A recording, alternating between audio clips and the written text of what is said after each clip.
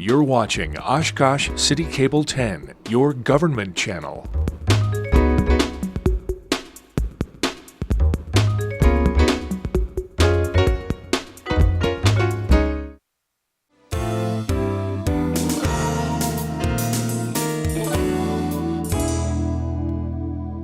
Well, welcome tonight to all of you to a Citizen's Guide to the Local Impact of the Wisconsin State Budget, the proposed budget for 2013 to 2015.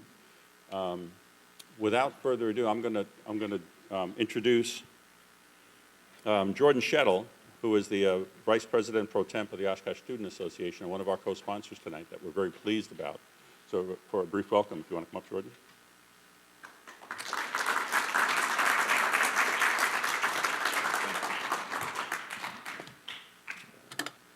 Thank you. Ladies and gentlemen, on behalf of the Oshkosh Student Association, I would like to welcome you to Sage Hall for the Citizen's Guide to the Local Impact of the State Budget. My name, as mentioned, is Jordan Shettle, and I am actually recently elected Vice President of the Oshkosh Student Association. For those of you that are unaware, Oshkosh Student Association, or better known as OSA here on campus, is the student government here at the University of Wisconsin-Oshkosh. Our mission is to help establish, maintain, and ensure self-government in student affairs and full consideration in all other areas of academic and non-academic life here at the university. And I would just like to take a moment to thank all of you for being here. It is great to have a community that is truly involved in state and local issues. It just truly helps, at least from a student perspective, it helps us appreciate the community surrounding the university. And with that, I would like to give it back to Mr. Nichols.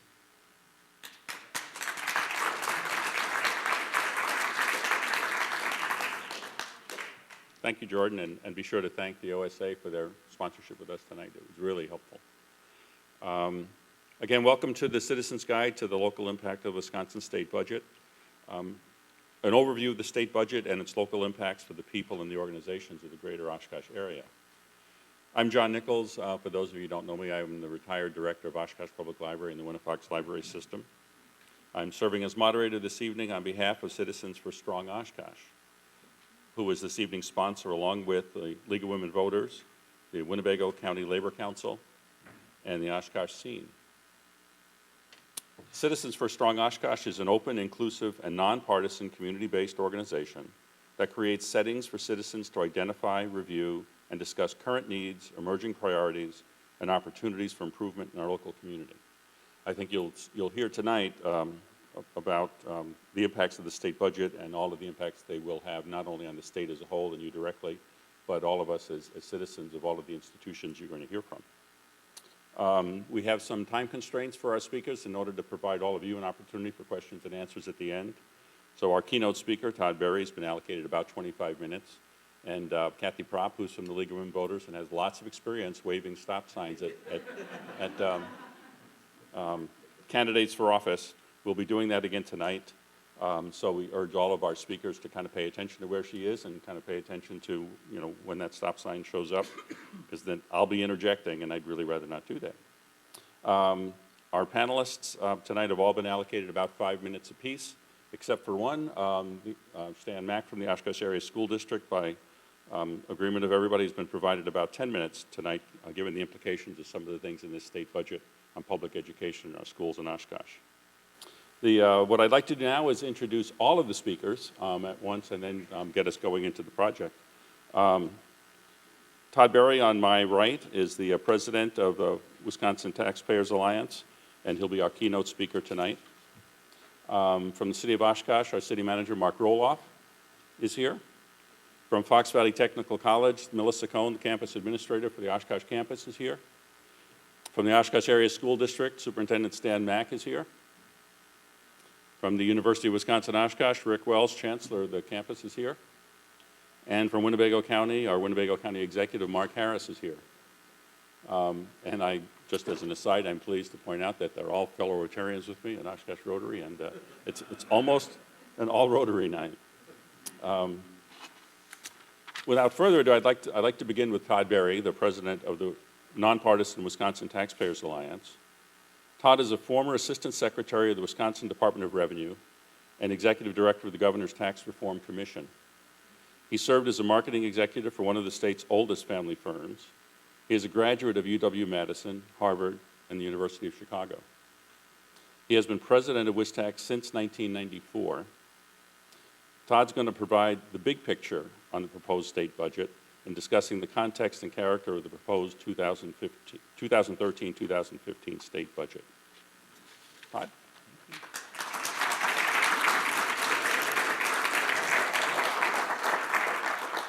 This is sort of scary to know there's a woman in front of me with a stop sign. I mean, at least at Rotary clubs, they just get up and leave at one, you know. But it's good to be back in Oshkosh and seeing a lot of familiar faces. When you talk about the state budget, as long as I have been, you sort of have to deal with this with a certain amount of levity, or you become very cynical after a while. What I'm setting up here is really Wisconsin is sort of economically and fiscally at a crossroads. And the way I am sort of positing this is that Wisconsin's going to have to decide whether it's going to be Wisconsin or Oz-sconsin. So the question is, where are we and where are we going? And that's really not very clear. The Wisconsin economy is sort of at a crossroads, and very much the state's budget is at a crossroads. And I'll sort of go through some of that. There are people here that can much better speak to the effect of whatever the state does on local governments. But here's what I'm going to talk about. I'm going to talk very, very briefly about Washington, like 15 seconds, some about the state economy, a quick recap of where the state budget has been and state finances have been over the last 15 or 20 years, talk about the state budget, mention some sticking points that I can see, and then sort of pose some questions. John had already mentioned my affiliation. There is at the front, and I think most of you have a handout, and the reason I call your attention to it is the Taxpayers Alliance has sort of two periodicals. One is our monthly magazine, and this one is a recent one on school options in Wisconsin, and because that's part of the state budget discussion and is very hard to talk about quickly, here's some background reading on that. The other are two pieces from our biweekly newsletter that talk about some of the sticking points that I'm going to talk about in the state budget. And both of those are sort of premised by the observation that when one party controls the executive and legislative branches, and it doesn't matter which party, suddenly you find that there are disagreements of a different kind, and we're going to, I think, see that among the majority on both sides of in both houses in the legislature. Again, as it was mentioned, the Taxpayers Alliance has been around for about 80 years, and our mission really is to teach and inform the public and public officials, the media about state and local government and how it works. We do no lobbying, advocacy, politicking, campaigning, et cetera. We're strictly a research organization. Really quickly, I think one useful backdrop is just to remind everybody that the state does receive some money from the federal government. To be honest, we don't compete well compared to other states. We usually are ranked toward the bottom in terms of receipt of federal money. But to the degree that we don't get that, that means we have to backfill with our own money. This is the Congressional Budget Office forecast of the federal debt, and you can see it's sort of been hanging around 35–50% of GDP, the nation's output, but it's going to really start moving up when folks like me retire, and the forecast is that it'll be something like twice the size of the American economy before 2040. It could be sooner, it could be later. The reason that is becoming increasingly something that folks talk about, and these are some quotes from the Congressional Budget Office.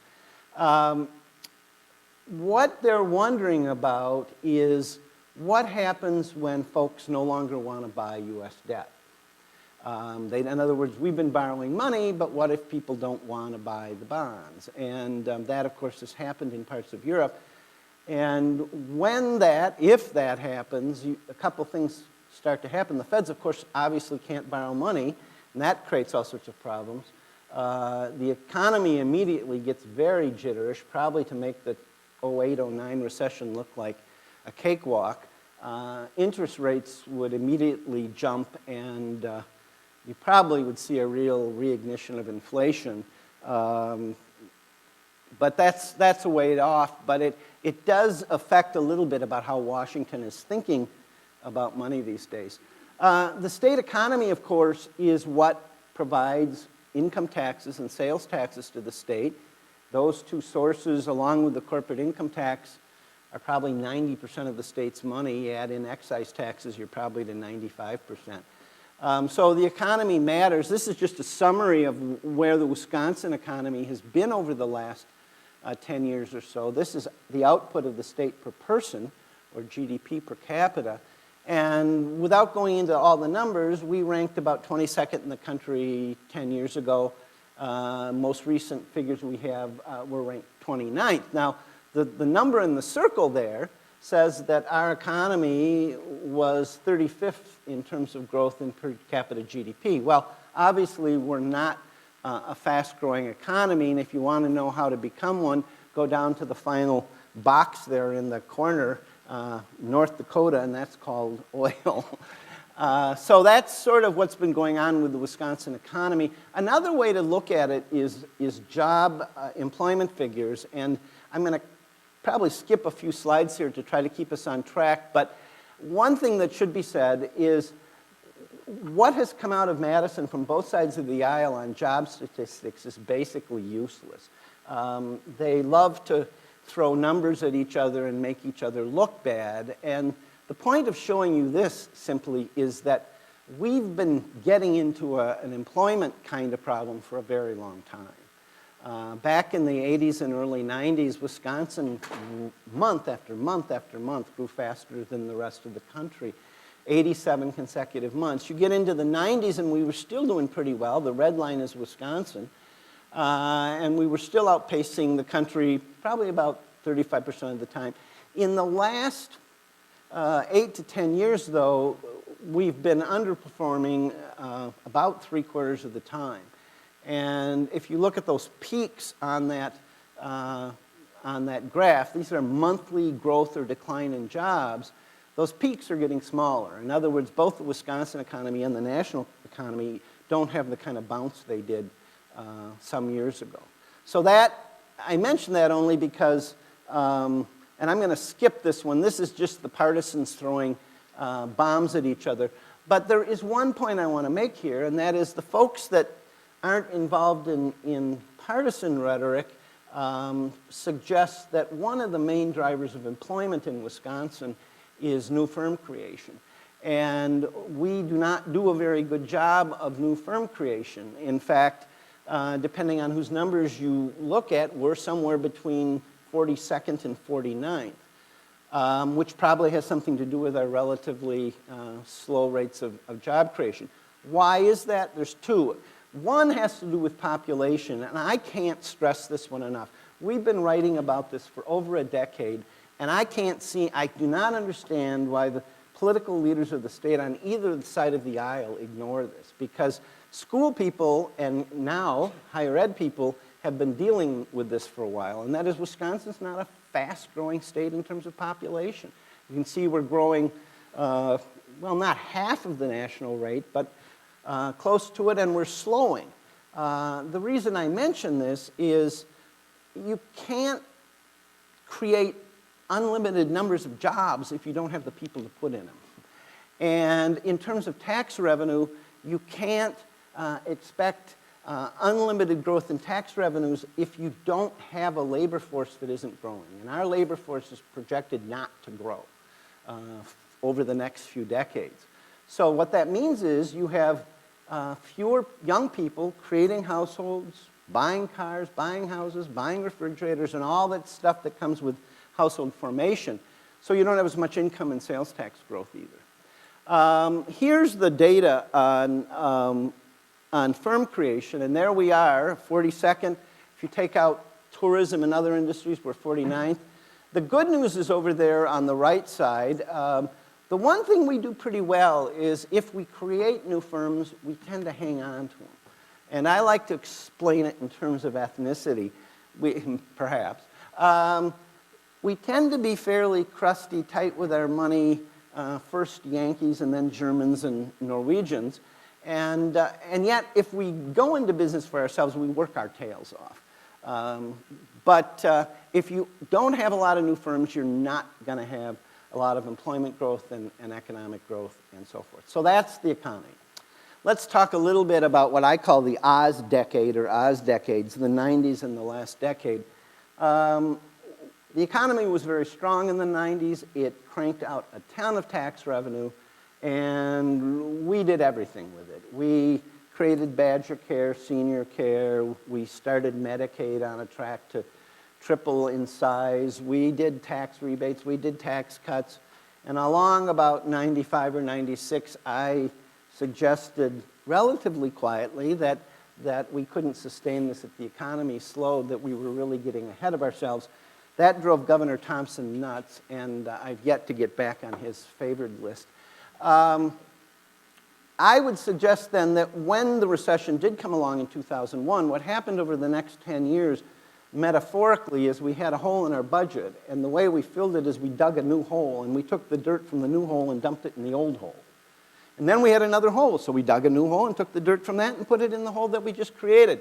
And through accounting tricks and fund transfers and gimmicks and a fair amount of borrowing, even though that isn't technically kosher, we at least kept the budget in balance, supposedly. So 2 years ago at this time, what we came into that period with, and of course that was a very difficult state budget, very painful. We carried over about $1.5 billion of IOUs, or these tricks from the prior budget.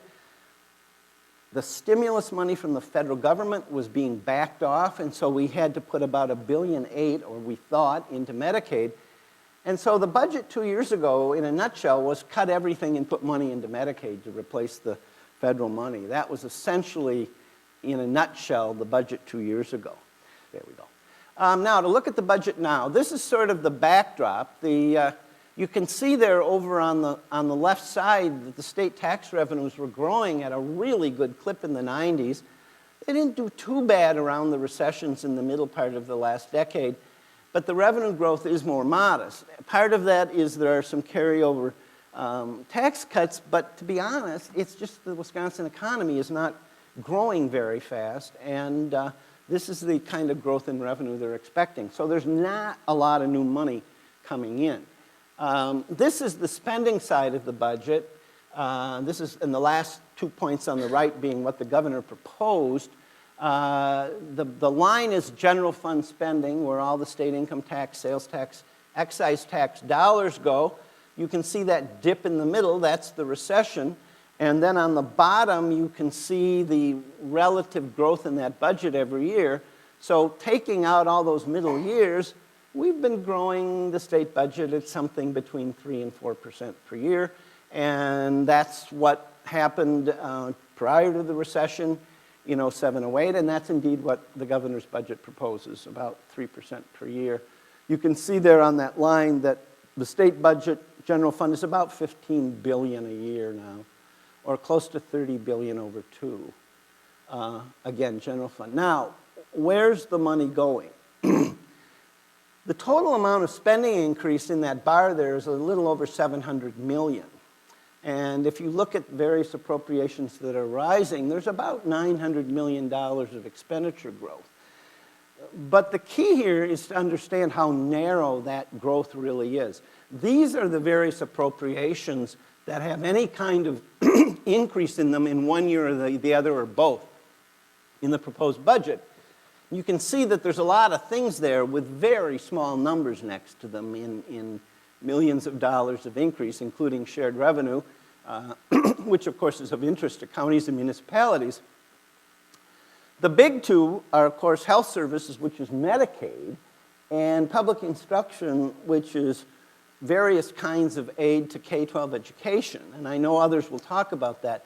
But the bottom line is those two bars with the yellow dots pretty much cover all the spending increase in the budget. And nothing else really is growing. So it's Medicaid in spades, as in the last budget, and to some degree, money for K-12 education. So spending's going up, but it's not across the board. It's pretty focused.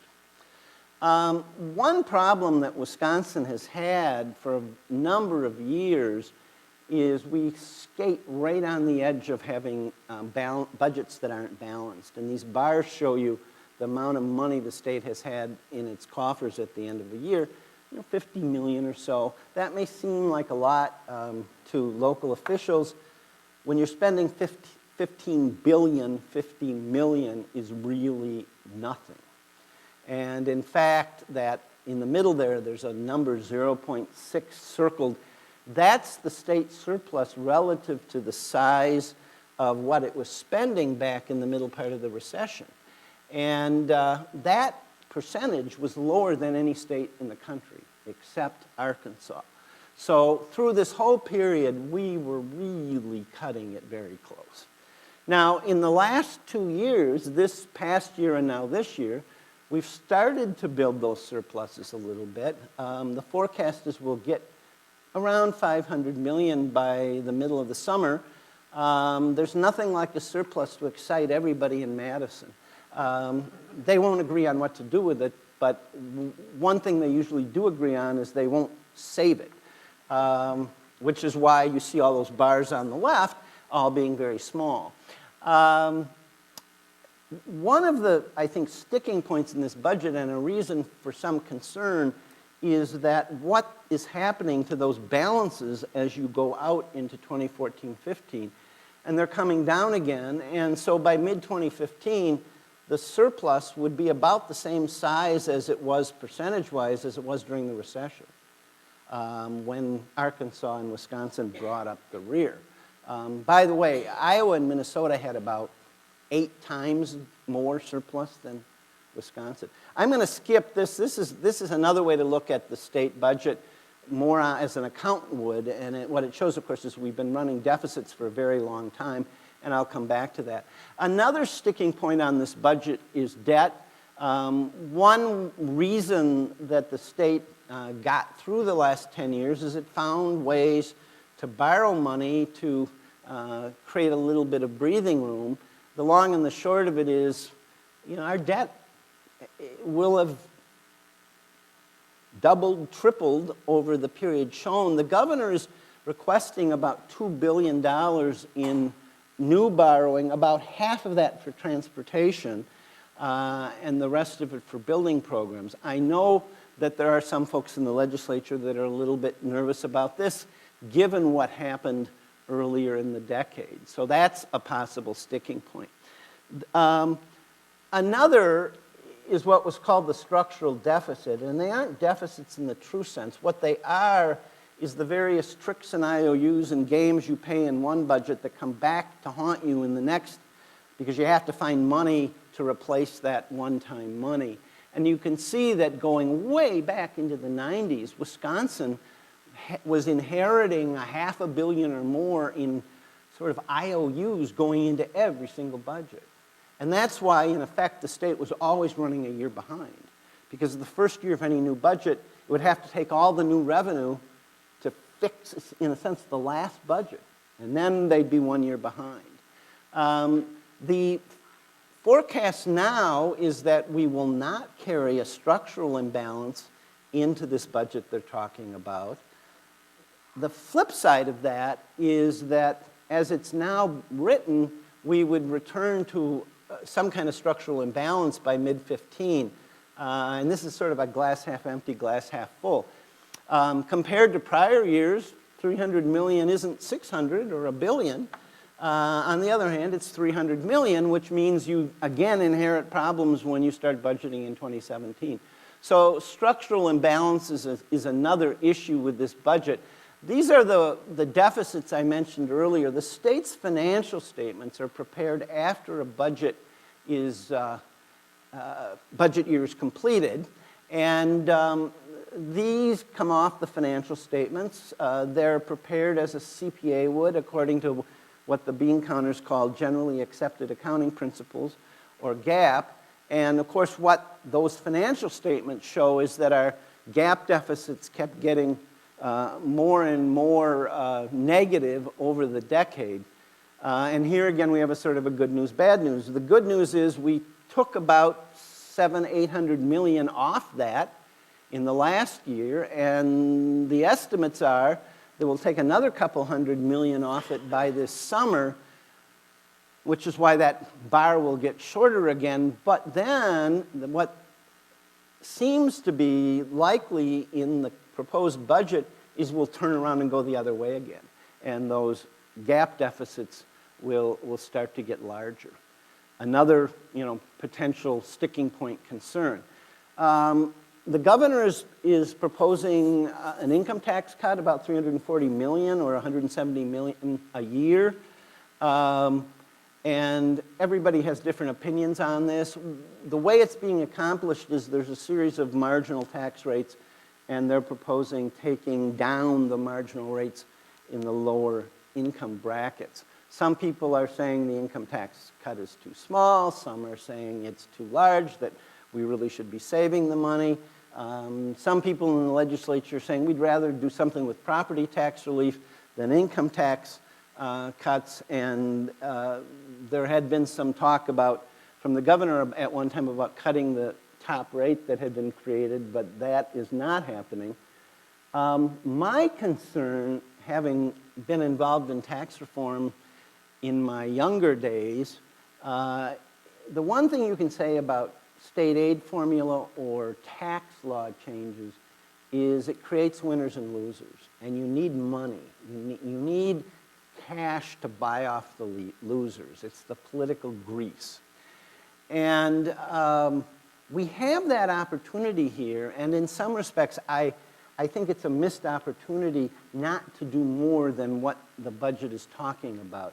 We have really mucked up the state income tax over the last 10 to 15 years unnecessarily. It's funny, people never talk about regulation, but they never talk about the tax law as regulation. And I would argue it's probably the largest regulation of all, and we really need to talk about that. And there are some CPAs in the legislature that are quietly talking about trying to get rid of a lot of the detritus in the income tax that's piled up over the last 10 years. Another sticking point is school finance, and I know this will be discussed, but what has happened in the last two budgets, in the 2009 budget under Governor Doyle and in the 2011 budget under Governor Walker, is they both reduced school aids. What is more important, though, is what they did with revenue limits, because if your revenue limit goes up, you can't spend the money even if you get it from the state.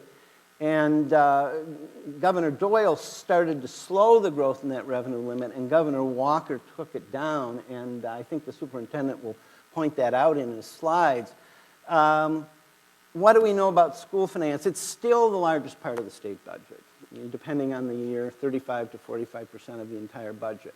Medicaid is growing faster, but school aid is still the largest part. And for many school districts, state aid is the largest source of their revenue. Certainly for a Milwaukee or a Beloit or a Racine. What's been happening in the last decade with state school aids is back in the mid-90s, the state put a lot of money into school aids, and that appropriation was growing at a really good clip. It went up over $1 billion in 96, 97, and kept growing at pretty good rates there for a while. As the recession came along in 2001 and the state started having these perpetual budget problems, those increases got smaller and smaller to the point where they actually became less, as I mentioned.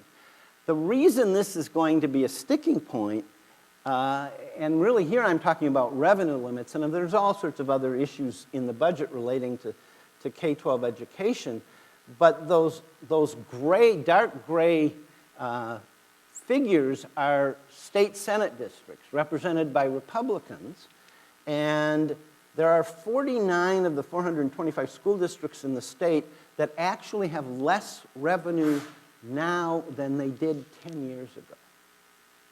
Take away inflation. So, I mean, it's not every district's like this. You know, if you have a growing enrollment and you're a little bigger, you probably are a little bit better off. But some of these smaller declining enrollment rural districts, there are some that are really under the gun, and 2/3 of these are in these dark gray Republican Senate districts. That's why a while ago a lot of the Republican state senators said, we think we're going to have to talk about the budget and change it a little bit. There are also Democratic Senate districts marked with D that also have that problem, and the remaining Republican Senate districts are in gray, and some of those do have problems. So to wrap up, I sort of set this up as, are we going to behave more like Wisconsin, which is we're sort of frugal and careful, and certainly the way we ran things in Wisconsin for most of the 20th century, or are we going to return to the last decade that I sort of call the, Oz-Sconsin? We really have had a couple decades of just ongoing fiscal problems that I've mentioned, and I won't belabor those. Suffice it to say that the state has done no long-range planning of any kind for quite a while. It just sort of lurches from budget to budget, crisis to crisis. I think these figures raise a lot of questions. One would be, do we do something we haven't done for a long time, and that is delay the gratification of increasing spending or cutting taxes and just be a little bit cautious for a while, maybe keep a little bit in reserve so we don't get into another crunch. Another question relates to fund integrity. Governor Doyle took money from the transportation fund, put it in the general fund to balance the budget. Governor Walker's just reversed it and is moving general fund money to the transportation fund. I think in both cases you could say if we're going to have these funds, we should keep firewalls between them. Borrowing I already mentioned, and that's an issue, and whether we should do more pay-as-you-go or return to a fairly sharp trajectory of borrowing. And the final question is, and I hinted at this with income taxes, is that is there any fundamental kind of reform, rethinking going on in this budget as far as taxes go, transportation, or for that matter, higher education, or are we really just tinkering? And to be honest, we're probably just tinkering. So that's it, and there's Toto asleep because he has had so many numbers and charts and graphs thrown at him that he's bored out of his mind.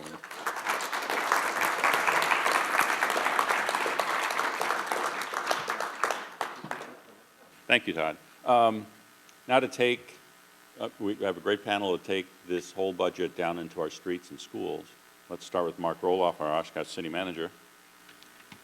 Good afternoon, everyone. It's nice to be out on a nice day for a change. The part of me wants to have some background music, but I only have 5 minutes, and Kathy's going to stop me. But imagine some really good blues music, because there's a lot of blues going on. I want to talk about 6 topics and try to do that in 5 minutes. The state revenue and its impact on the general fund. As you saw, one of the charts that Todd had talked about the growth in shared revenue. So I'm going to talk about 2 basic revenues. Property tax revenue, which is effectively frozen for municipalities. Part of the reason it's frozen is because the growth in property values is just not there. New construction isn't there, so that's a challenge. So effectively, that's about 46% of our budget, of our general fund budget. And I'm going to talk general fund tonight.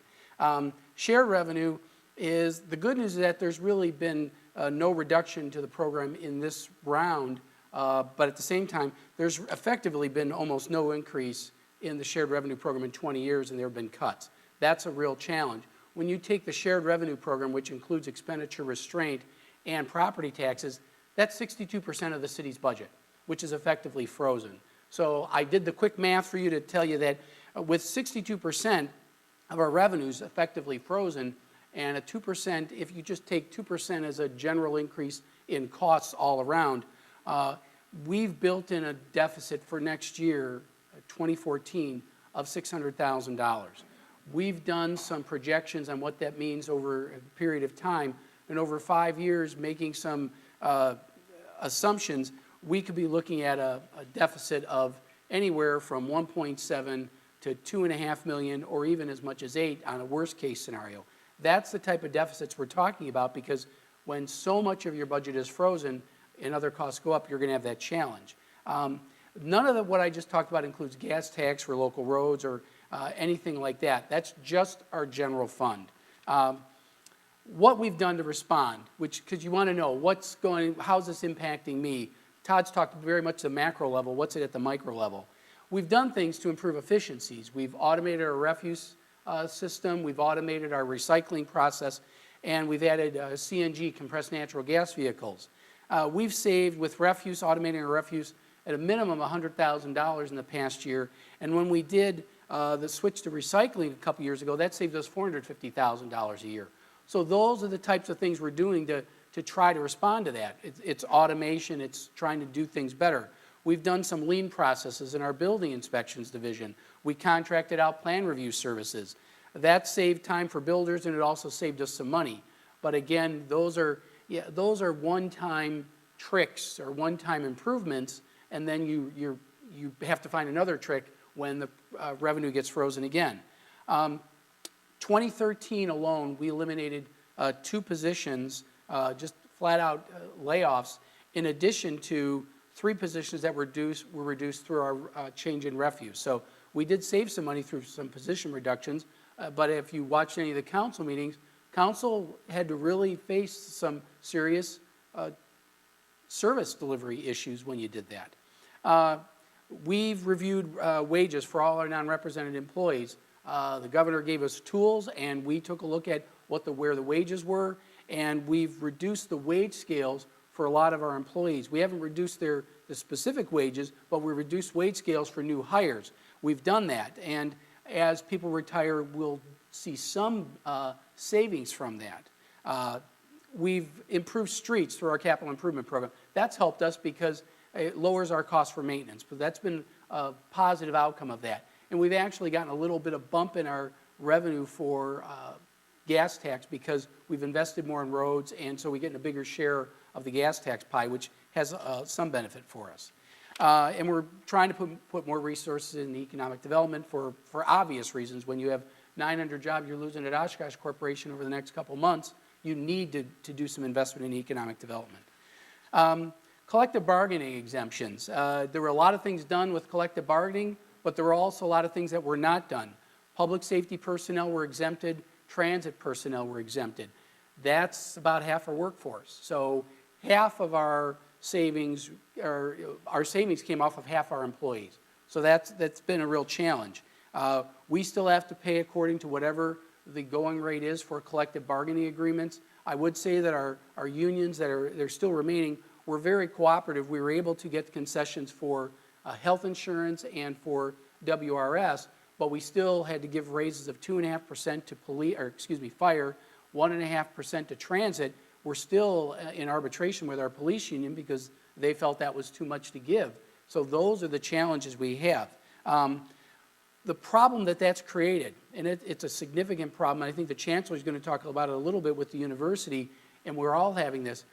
You really have 2 separate worlds, 2 separate classes of employees now, because we're collectively bargaining with one group of employees, and they're getting some raises, and our other employees, many of our employees' wages are effectively frozen for the foreseeable future.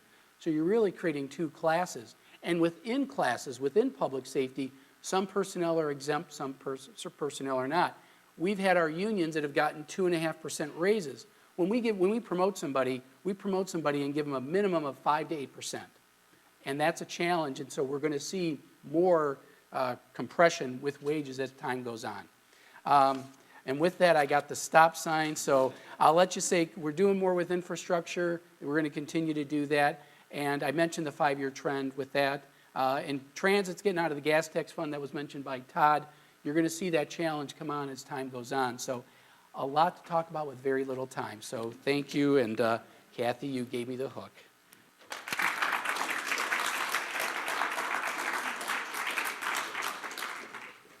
Melissa Kohn's the campus administrator for the Oshkosh Fox Valley Technical College campus, and here to give us insights on the effect on our tech school. I feel like this is a real tag team kind of operation this evening. Let me start by sharing with you that this next biennial budget presents a good news, bad news type of story for us. But to take you back just a little bit, I want you to be aware that state funding really only accounts for 10% of our budget. In the last biennial budget, 11-13, our state budget was cut by 30%. And this new budget gives us a little bit of leeway. Mark was talking a little bit about deficits. This current year, 12-13, the technical college this next school year, we'll be looking at a $4.3 million deficit. We have not been able to utilize those tools yet, provided by Act 10. As I mentioned, there's good news, bad news. The last 2 years, the levy has been frozen. In this new budget, that freezing has been eliminated, but it does allow for the cap to do to the 1.5 mill rate, and it does allow us the ability to levy taxes, but only on new construction. The General Accounting Office did some numbers for us. That comes to the total of about 351,000 difference, which is not going to create a big news for us. So that's allowing net new construction. And it will allow us in the future to go to referendum for operating revenue. The second thing is general aid. In this new budget, the governor upped the general aid in the second year of the budget by $5 million. That's a 6% increase for us. It goes from $83.5 million to $88.5 million in the 415 statewide budget. And of course, current to that, we had 119, so we're still looking at probably about a $30 million deficit for this next year. Categorical aid, and this is where it might get a little bit minutia, but I'll try to quickly talk about that. Categorical aid is aid we get from the state, and it goes to different areas within the college for special populations. That was originally cut out of the budget as of December. That's $22 million statewide. That was replaced in AB 40, and we're now looking at that being lumped into a block grant versus specific money going to specific categories. One of the interesting things that is in AB 40 is our general aid funding, which is a complicated funding. It's based on a complex formula based on districts, properties, and values. That's going to go away, and there'll be a gradual performance-based funding implemented. 2014 to 2015, 10% of that state aid will be performance-based, and they're going to up that 10% through the next several years. And at 2019, 2020, we will be 100% performance funding. That's big for us, a complete switch. But we're not concerned about the task. Some of the performance benchmarks that will likely be imposed are program-related graduate placement rates. Currently, we just finished the tally for 11-12. Our placement rate overall for employment within 6 months is 89%, and for training-related, it's 75%. So we feel very much that we're up for the task for these new performance measures. The number of degrees and certificates awarded in demand fields, number of programs or courses with industry-related curriculum, transition of students from adult basic education into our actual skill training, the number of high school participants enrolled in dual credit, where they're getting both high school credit and college credit. Again, these will probably be the performance measures that will be held to. In the state of Wisconsin, there's currently 19,000 students in dual enrollment. So again, I think we'll be up for the task. and workforce training provided to businesses. That's where we task our incumbent workers and dislocated workers. The general education transferable, that's going to be a WTCS UWO performance. Beginning in 14-15, it calls for uniformly transferable credits between each UW school and the technical college, and that's 30 credits. Private colleges and the tribal colleges will be invited in if they want to participate. Quickly, financial aid, despite enormous needs, no increases. Got to stop. And a little bit on veterans tuition that I can share with you later if you have questions. Thanks.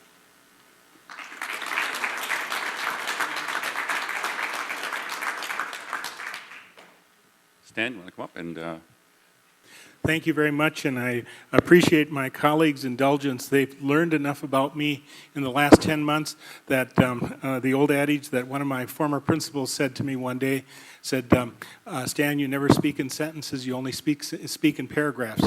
And so they've learned that very quickly. I will attempt to avoid the stop sign by paying close attention. School funding, first of all. The issue we have, school district is divided roughly 60% state, 40%, or 60% state, 40% local, but it varies from year to year in that process. We were definitely impacted by Act 10. The chart farthest down on the wall, which shows the precipitous drop in revenue, is the exact tie of the reduction in revenue that relates to the imposition of issues regarding Act 10. Later on, I'll clip this, and I maybe won't bang it around as much.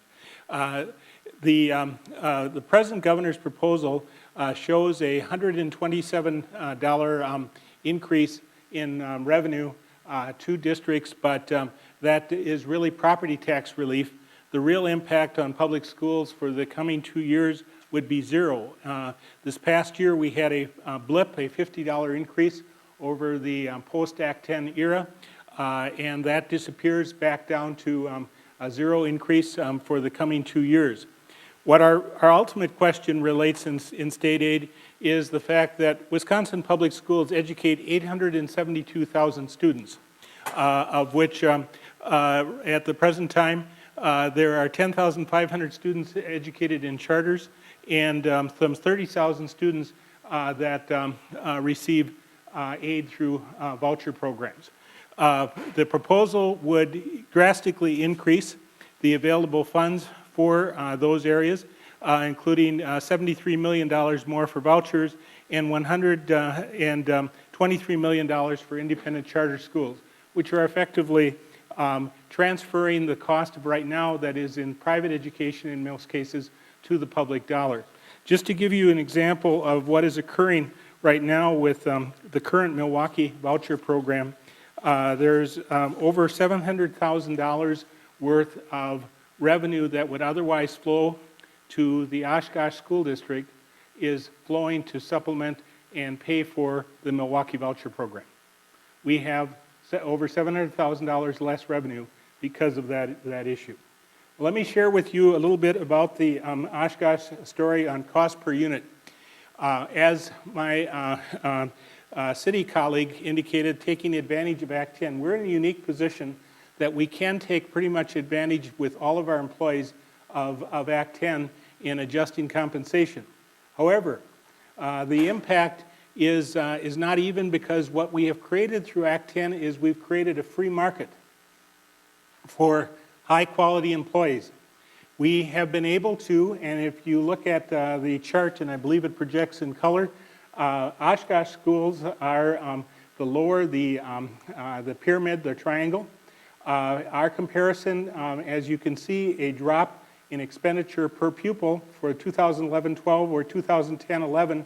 In fact, our gap between both the average and the state average and our regional comparisons, that we spent less money, and in fact, at a larger rate, we spent less money per pupil in 2011-2012 because we took advantage of Act 10. In fact, we probably have the most aggressive, and our teachers would argue, and our employees would argue, most egregious issue of contribution to health insurance that is higher than our sister school districts and higher than the market in the state of Wisconsin for public schools. We are running into shortages where we are losing teachers to higher bidders across the state.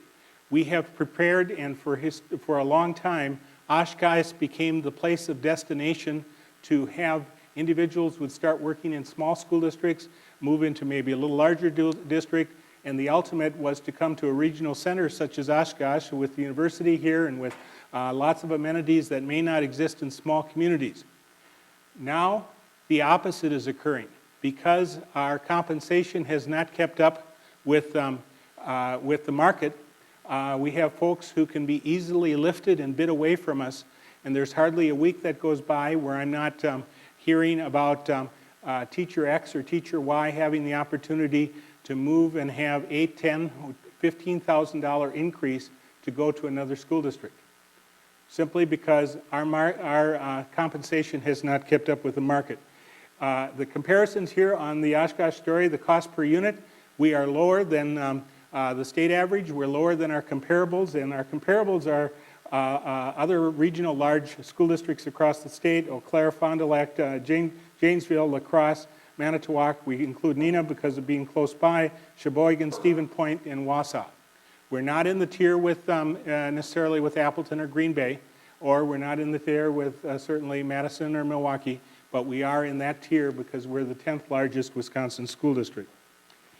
What a mill rate comparison, again, we're the diamond shape, where we have a mill rate that is appreciably below the state average. In fact, our mill rate as locked in, now this goes back a long time in history. I'm sure Todd would know and understand that history. Levy limits or limitations on expenditures were put into place in 1992 and commencing in 1993, if I'm correct. And being an ex-Minnesotan, I'm always catching up on Wisconsin history. But that lock-in with district being low at that time meant that that low rate has haunted us into the future.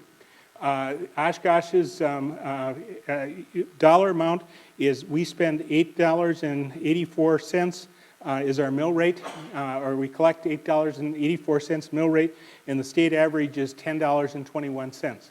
You multiply that times the number of students, and you come up with a difference as well. Do we have the capacity to handle more? And yes, we do. As you can see, we are close on the Oshkosh has a tax capacity that is nearly comparable with our sister average school districts, yet at the same time we're levying far below that, and you can see because I would always argue that the state average for Wisconsin is askew because you're dealing with some extremely property wealthy districts in Door County and the like, and the near suburbs of Milwaukee, especially on the north side, and some on the west side that have extremely high property values. But from a state average perspective, we have the capacity on average. What have we done? We have done a lot of cutting in the past number of years. You can see by the number of years of cuts from 2006-07 on, and that's just the more recent history. We've got some folks in the audience who can recall probably farther back than that. We have cut the low-hanging fruit. We have engaged this year for the first time a process that involved community and our staff in looking at the opportunities for reductions, and we have effectively reached the point where without some relief, we're going to be cutting programs, and I've been criticized a bit in the Northwestern about the issue of how emphatically I titled the problem, but the reality is that next time programs or schools need to go because we cannot hold on. We've effectively tried to protect programs and offerings, and the rest of all the low-hanging fruit has disappeared. And so we face projected deficits in the future. This would give you a sense of if we have For the next 5 years, if there's no revenue limit increase, that being zero each case, the $3.47 million worth of reductions we're doing this year, over the course of the next 5 years, we will need to cut $15.75 million out of the portion that we can touch, and that is in approximately the 80 to 90 million of our $120 million budget is really touchable through this process. That is cutting programs, that is cutting offerings, that's doing ridiculous things like having students in study halls. That's craziness that will severely damage the outcome for this school district. At the same time, because of long-term quality staff and consistency in programming, we continue to score in the highest rank. We have ACT scores that are far higher than the Wisconsin average. In fact, they meet and are at Minnesota's average, which is the tops in the nation. And so our outcome scores, our Wisconsin state assessment scores remain high. But it's only by the luck of the draw that we hold this all together. If we would have, and Todd mentioned the Republican senators that are looking at facing the reality of not coming back to their Senate districts without some revenue source additional to schools, and they've talked about varying different forms of additional dollars, and up to $150. The projection, if we had additional revenue of $100, you see how we kind of scale back the amount of reductions we face into the future, and being able to move that figure down to $11.35 million over the coming years. If there was 150, and then if we were so fortunate as to have some inflation that came back to a trend that had been historical, 150 for the next 2 years and 200 into that, we bring that number down to less than 50% of the reductions we face. Several times I've been asked, well, you have had slight enrollment decline, don't you need to adjust for that? All of this information is in excess of. We just take decline in enrollment as part of doing business, and no district should ever whine about that. That should be their issue of just adjusting to their reality. But from the standpoint of that expenditure, we're in this position. To give you a sense of two different scenarios that would be, and that's where the discussions that have come up in the community regarding operating referendum, if we have zero increases over the coming number of years, you see the annual amount of reductions. If we had referendum passage that will be part of the board's decision finally by December for next April, the offsetting issues would be that the additional revenue that we would need that's clearly within the tax capacity of the district and would not even bring us up to the state average would be in the neighborhood of additional dollars on annual increases of additional revenue from $2.1 million up to $6 million in the far out year of 2017. And the revenue limit increases, if there were annual reductions, you see that comparison. I see the stop sign. I intended to try to beat the stop sign. I failed to do so. With that, I will, it's obvious Chancellor Wells is next up to deal with the issues of the university. Thank you.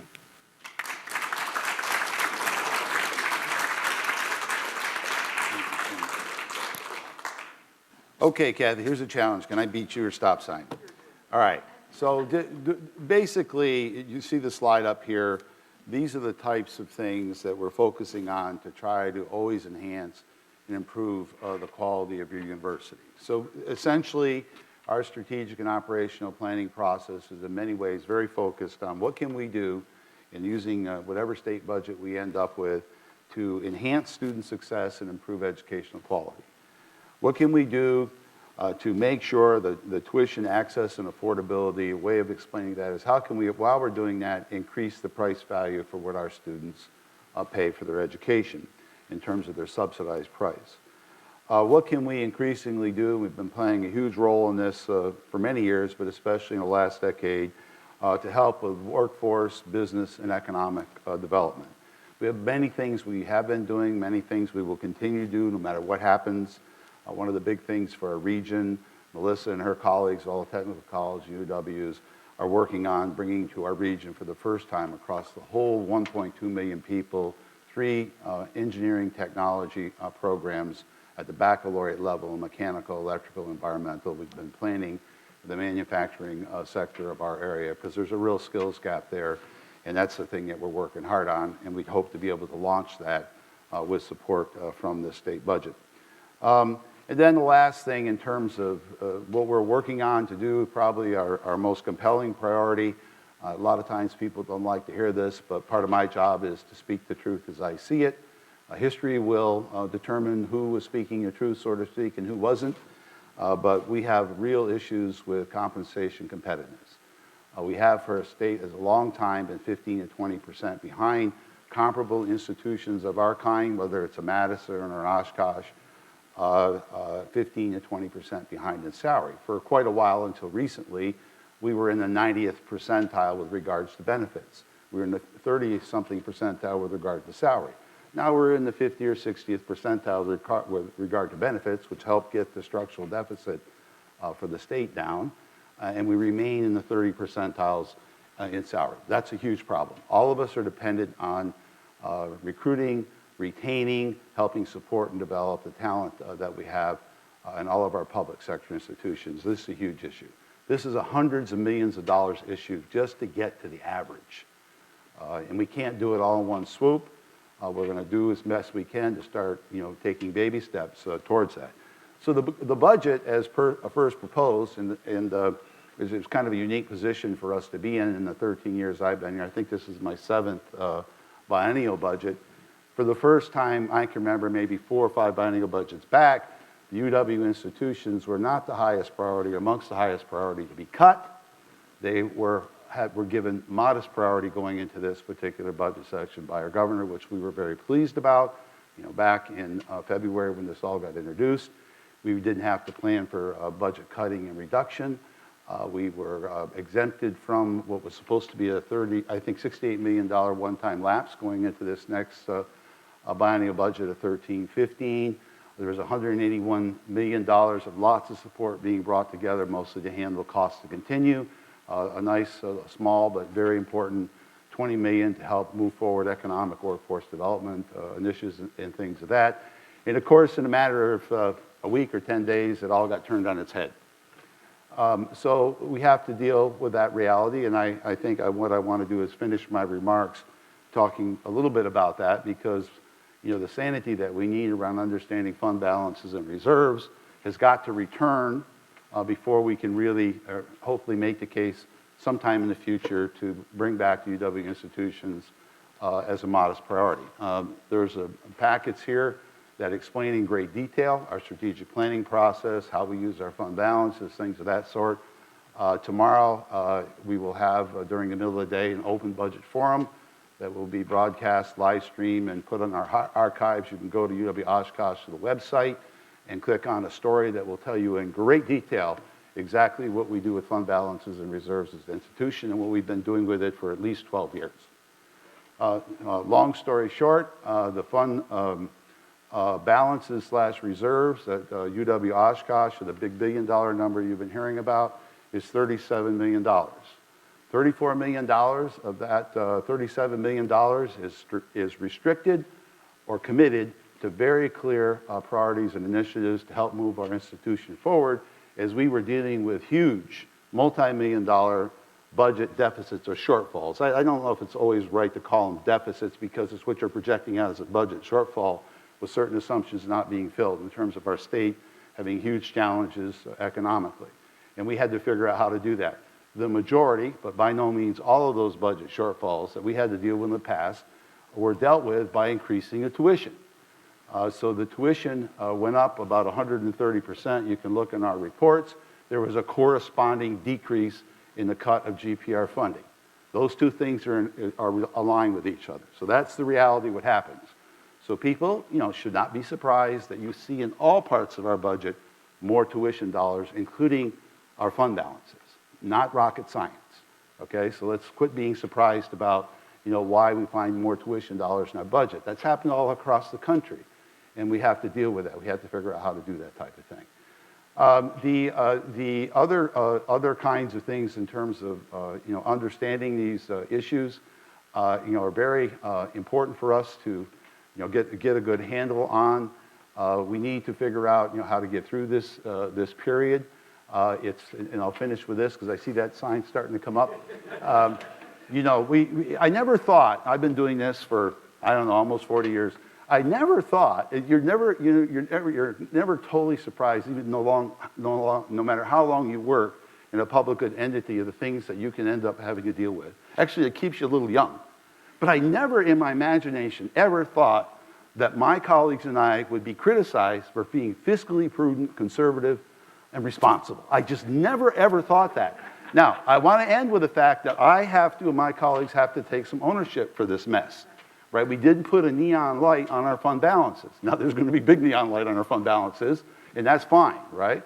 And we have to take ownership in that. But we do not have to take ownership in decisions that others have to make that are important, our elected officials, our governors, and so on, what is a priority and not. If the UWs are not a priority, just say they're not a priority. Don't try to blame the fact that they're not a priority on perceived mismanagement of some egregious sort, because that's simply not the case. But our job now is to make that case clearer and clearer over the next several months. So that's my speech, and I'm sticking to it. Thank you for having me.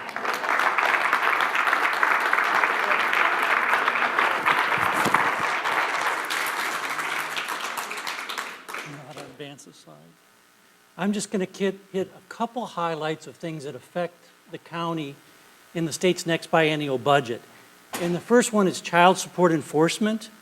The state budget currently proposes to cut $4.25 million from the state funding of child support enforcement, and that's a particularly inefficient place to cut funding, and for two reasons. One, there's a 2-for-1 federal match on the state money, so the counties will lose $3 for every dollar that the state cuts to fund that area. But for another reason, child support enforcement is where the county, acting as agent for the state, enforces child support orders against non-custodial parents. So basically, if you have a dad who's not living with his children and there's a court order that he has to provide some sort of support, making that court order doesn't ensure that that money comes in. There has to be some enforcement of that and some follow-up. That's what the child support enforcement monies do, and it looks like there'll be a $12 million cut on the state level. Now, when you break that down to the local share, you're talking about $98,000 to Winnebago County. Not a huge amount of money, but still a cut in money that would be available for other things. The next thing, you heard Mark Rohloff talk about the levy freeze. And the levy freeze is where cities and counties and the technical school, we can get an increase in our levy equal to the percentage of growth in the tax base from net new construction. So you take the amount and value of the property that's constructed in the area, you back off, properties that are demolished or removed for some reason, and that's your allowable increase in your levy. For us, our best guess that we're using now as we construct the budget is 1% for the county. We'll get a real number from the state in August, but that's too late to start our budget process, so we work with an estimated number. So the levy freeze says we can have the greater of 0 or this net new construction number. We're hoping for Winnebago County it's 1%. That's actually not too bad compared to the second limitation that was on counties. Counties also had a rate limit, and the rate limit's pretty complicated, but it basically said that on an equalized basis, which means market value, our tax rate could never exceed where it had been in 1992. And back when the legislature passed it, they passed it at the last minute without any real debate. I think they did it overnight because they realized they were slapping certain limitations on cities and they had kind of overlooked counties. When property values were going up, nobody worried about the rate limit. We could easily operate within the same tax rate, maybe even a lower tax rate as properties appreciated in value, and the county could still get more money to operate under. But in recent years, the value of real estate in the county, commercial property, residential property, and other kinds, has been dropping in market value. So the rate limit would actually require us to drop our levy down, because the levy is just a function of the tax rate and the tax base. And if the base is shrinking, the rate would have to go up to have the same size tax levy in total.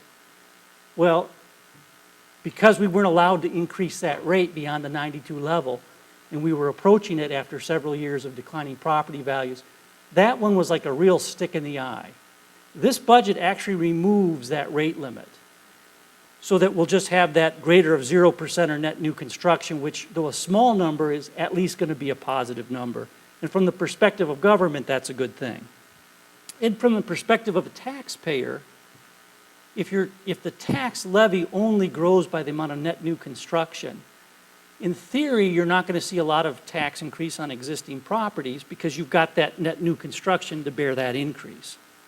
So that's actually a positive in this budget. So I hope that the proposal gets through as far as eliminating that rate limit.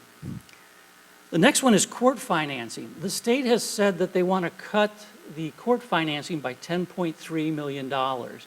And they haven't specified what's the nature of those cuts.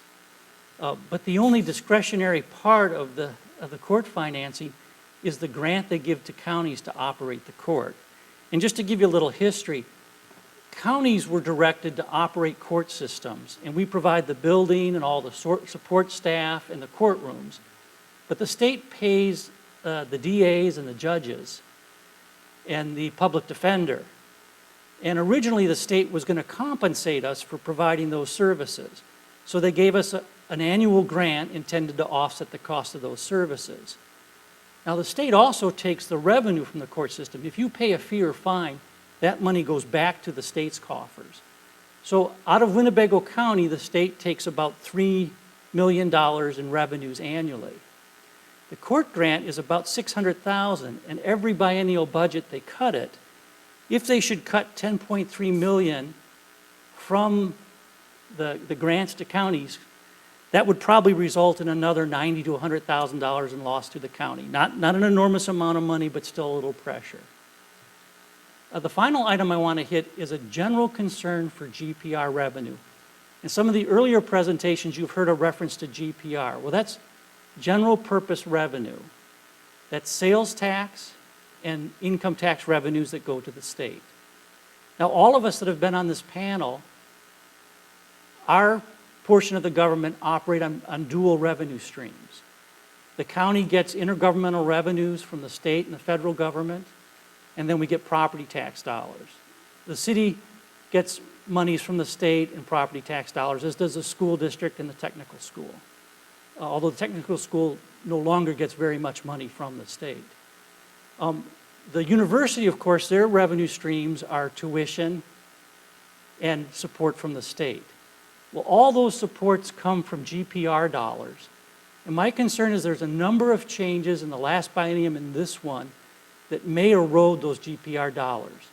The individual income tax cut we talked about, maybe $340 million reduction in GPR revenue. In the prior biennium, there was a tax for manufacturing and agriculture. Maybe that's another $200 million. And cuts like that, I fear, are going to erode those GPR dollars. And what that will do is it will cause a shift from all of these local governments operating out of their share of the GPR to operating out of their other revenue sources. Thank you.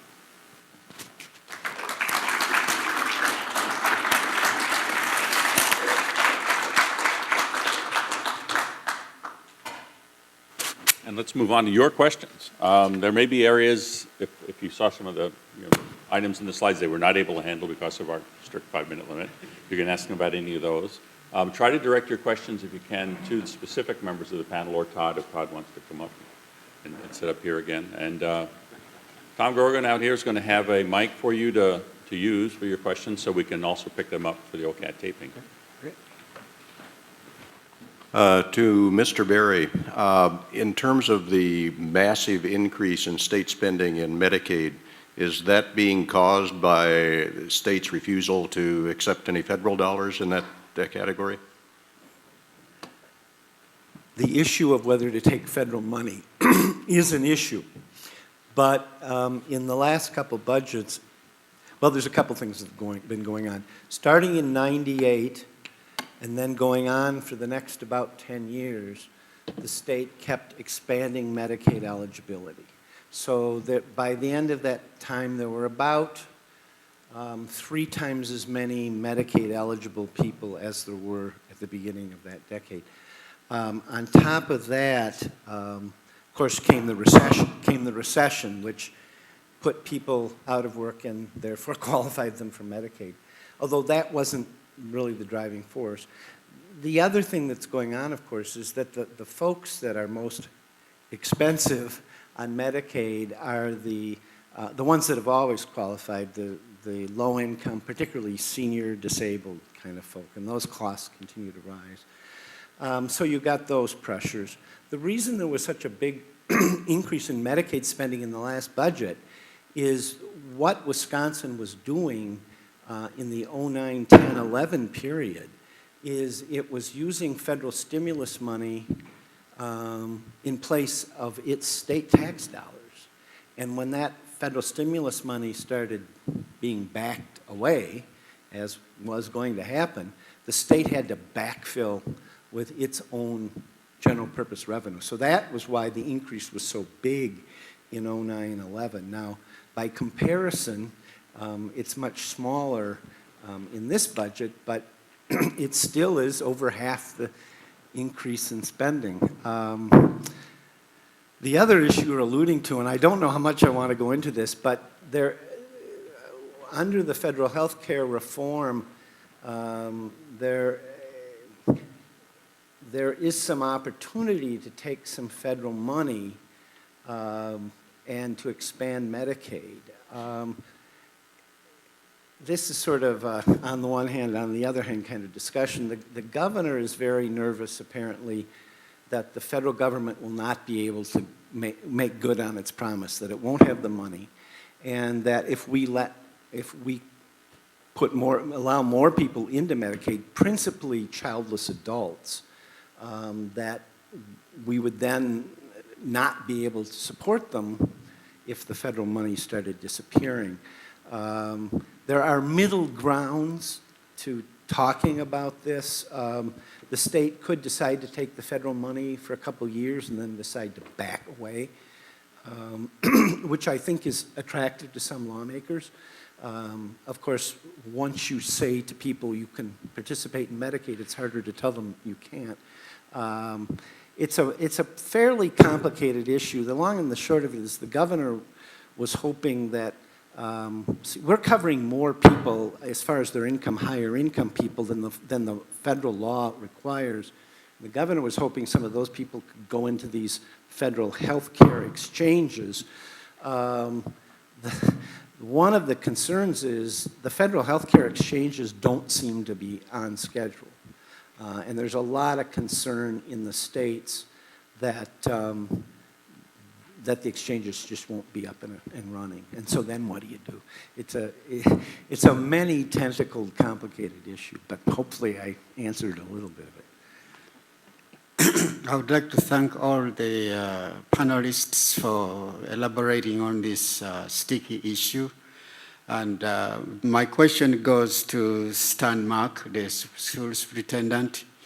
It seems you said that one school district lost money to charter program in another district. What is the explanation behind that kind of shifting of money? And is it acceptable to the district that loses? Yeah, I'm not sure exactly the nature of losing from one district to another. We are in a competitive environment which open enrollment, each district needs to offer a set of programs that are attractive, that hold its resident students in attendance, and frankly gains a bit more. Right now we have a net loss of about 100 students per year because for whatever family choices individuals are enrolling in other districts. That allows them to maintain or expand programs, Meanwhile, we need to close programs. We're working on counteracting that with a number of issues. We expect that next year we'll be doing better. We are offering a number of our students are taking their education online, and we're offering such a service, and we'll be returning those back. Another is our North High School Communities program that has served to be proven to be very popular, and we're gaining students from the outside the school district a little bit at this time, but we're at least retaining students. The trade-off and loss is one that we're always cautious about because revenue per pupil is the heart and soul of how we operate and educate children in the district. And what we can do is really driven by how many students we have enrolled on any given day or during any given year. Okay. Oh, vouchers, I did not understand. We're not right now, from the voucher perspective, we do not have any failing schools. The closest schools being proposed in the governor's proposal right now are Green Bay and Fond du Lac, where they do have at least one, if not two, schools identified that are considered to be failing schools, and under the new proposal, they would, parents in those districts would qualify. Presently, the Oshkosh district does not have any schools that fit into that category, but from our neediest schools, we are close, and it could happen in the future. And in fact, I left at the table where Todd is sitting, there is a two-page chart that shows how close we potentially are to potentially losing students in the future. Based on present data, we would not lose any students through vouchers.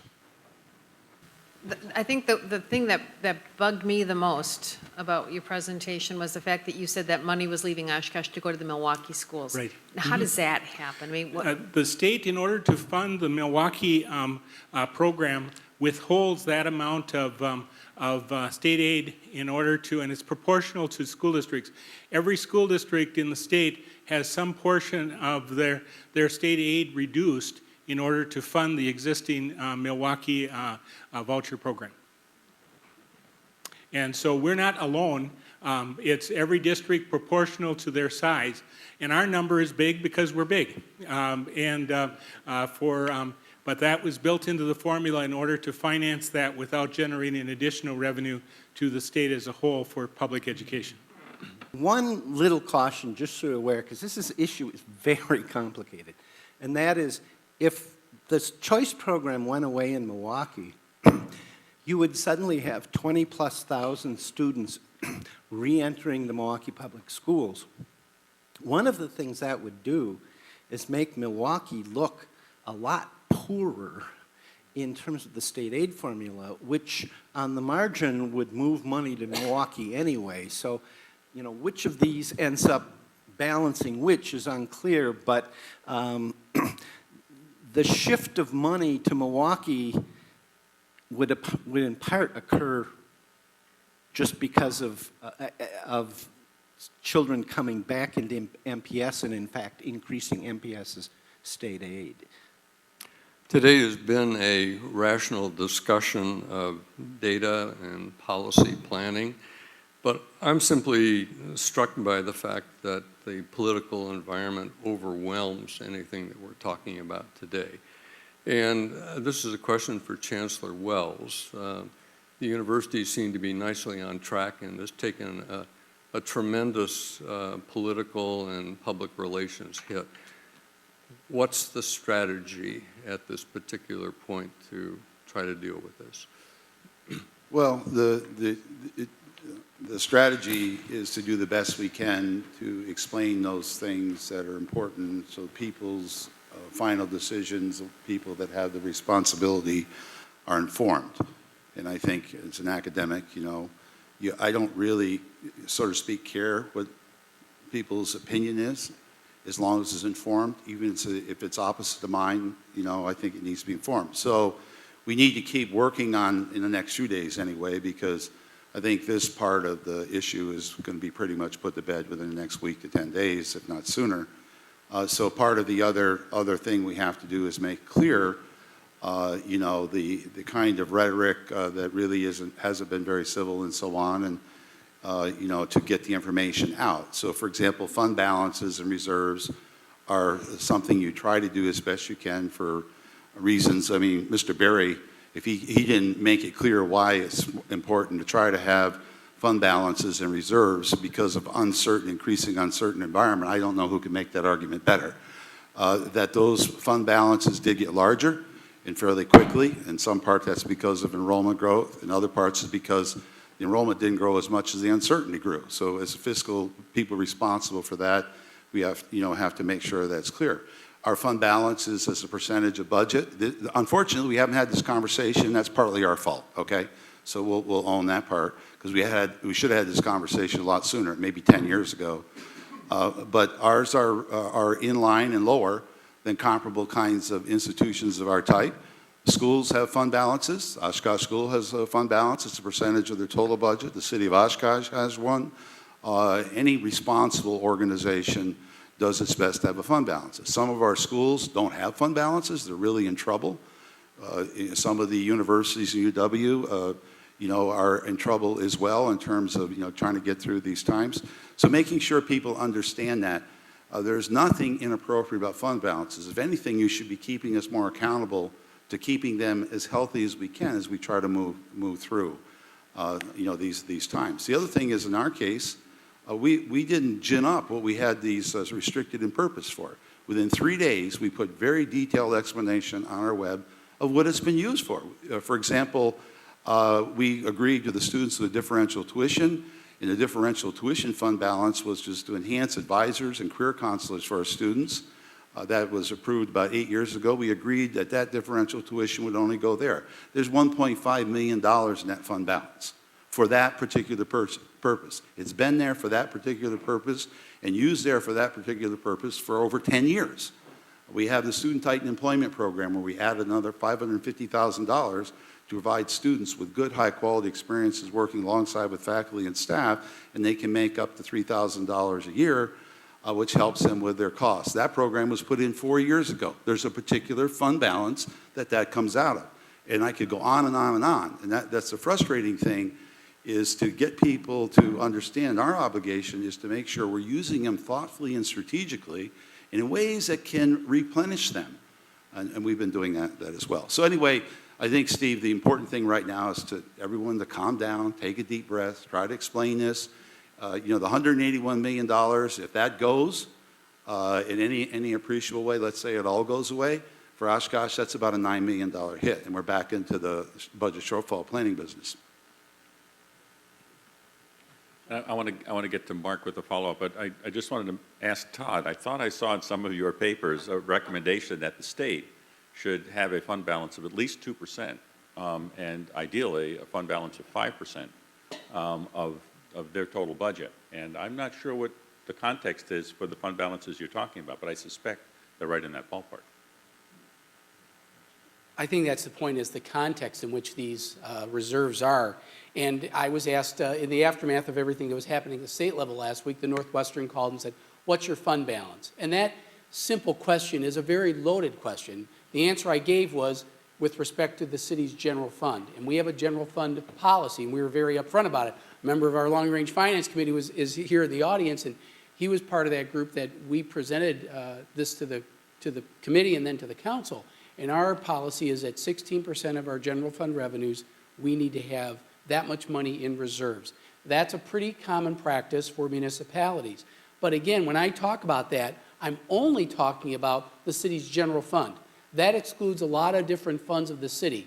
Governmental agencies run on fund accounting, and there are many different funds. And I don't know the entire context of the universities, but we have many other different funds. For example, our stormwater utility is a separate fund. Our water utility is a separate fund. Our sanitary sewer utility is another separate fund. Every time we go out to borrow for capital improvements, we have to demonstrate that we have adequate reserves to be able to fund a certain amount of our debt. If we don't have that, our borrowing costs are going to go up. So in order to keep our borrowing costs down, we need to have more reserves. What that says is we're a good credit risk. How many of you go for a bank loan and say, I have nothing in the bank, but I want you to loan me 100% for my home? Common sense tells you that you are not a good credit risk if you go to the bank like that. We need to start thinking about our state, local governments, in terms of how we act at the local level.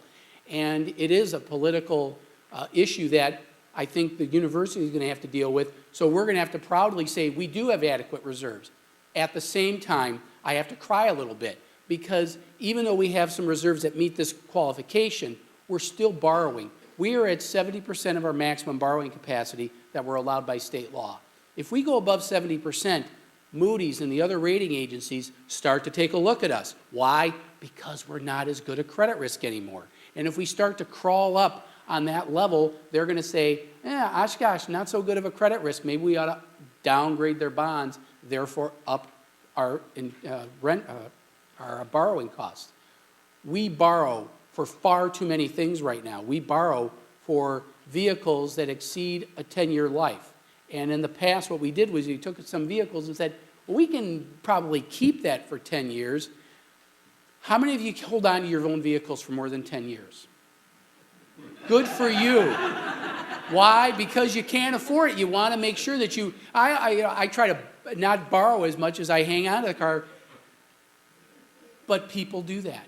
And we need to recognize that we have to start acting like this is how we treat our own money. You put money in the bank, you save for the future. If you want to buy a car, do you borrow for it, or do you pay for it cash, or you do a little bit in between?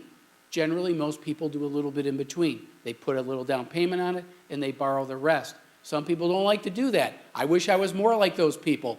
But at the city, we are borrowing far too much.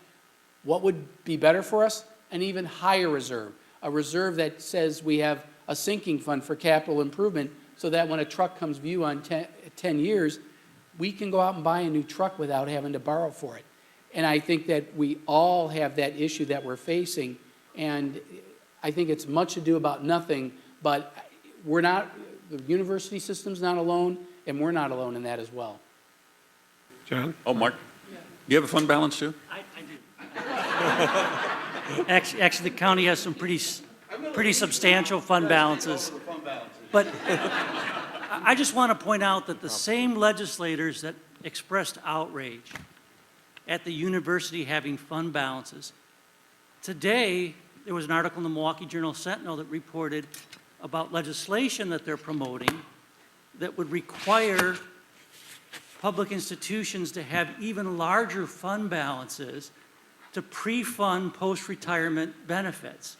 So for instance, in the county's case, we allow retirees to pay the full premium and buy into our insurance. But because retirees are an older group, there's a theoretical cost to letting them do that. We would no longer be able to just pay that as we go. We would have to pre-fund that. In the case of the schools or the university, if there's any health care benefit in retirement at all, they would be asked to fund that over the working life of the employee.